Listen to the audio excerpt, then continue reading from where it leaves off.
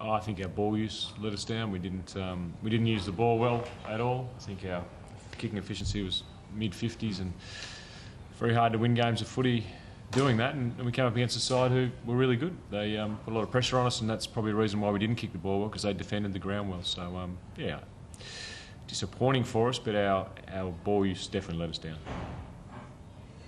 Is it extra disappointing given next week is the bye, and it would have been really nice to go into the bye with 4 wins in a row? It's disappointing. I suppose you get 2 weeks to think about it.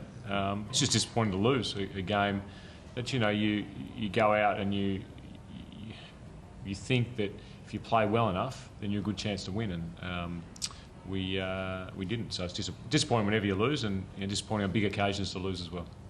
What's the state of the list at the moment? I mean, is the bye coming at a good sort of time for you physically, or how are they holding up? Obviously got some injuries. Yeah, I think the bye is probably coming exactly the right time. Maybe if it had come a week earlier, it might have helped us. But no, our injuries should mainly come back.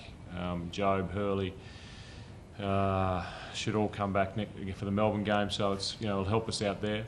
But yeah, overall we're going to get guys back against Melbourne, so that's good. Are they tired? I mean, are they down a little bit on the energy levels that you might have had a month ago? I'm not sure. They may be a little bit, but I don't think that's an excuse for tonight. No. How do you assess those sort of kicking errors? Is that a skill problem? Is it making poor decisions? Is it a lack of poise, or how do you improve it? I'd like to have a look at it again. I think you can't go over every one and say that it's because of one thing or another. There's certainly some that were skill, some that were decision making, some because of the pressure that Richmond put on. So we need to go back and look at those before we say, well, this is the reason for each one. Paddy Ryder's obviously not playing as well as what we all think he's capable of. I mean, is that any cause for concern? Is it a matter of just waiting it out and knowing that he'll turn it around, or how do you sort of go about that? I suppose we look at Paddy's game a little bit differently to you guys in terms of marks, goals, handballs, kicks. We like Paddy is playing okay. He's not playing as well as we'd love him to, but he's actually playing okay. So we're not too down on Paddy. Has the last couple of weeks been a bit of a test, especially for Stuart Kamiri after the stunning start, opening for 7 or 8 weeks?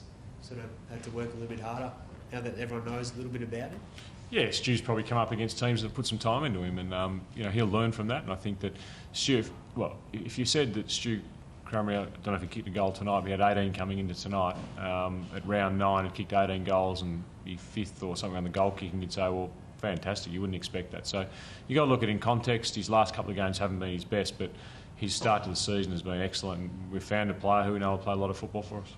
Every team goes about it differently, but how are you going to treat the bye? It's been a while since they've been a part of the footy landscape. Yeah, we'll give a number of our guys the first 3 or 4 days of this week off. There are guys who we've still got a VFL game on next weekend, so individually we'll look at it, but there's probably 15 or 16 guys will get till Wednesday or Thursday off, and then we'll come back and start training. We've got a Friday night game, so we've really only got 13 days till the next game, so it's not a massive break, but we'll get into it sort of later next week.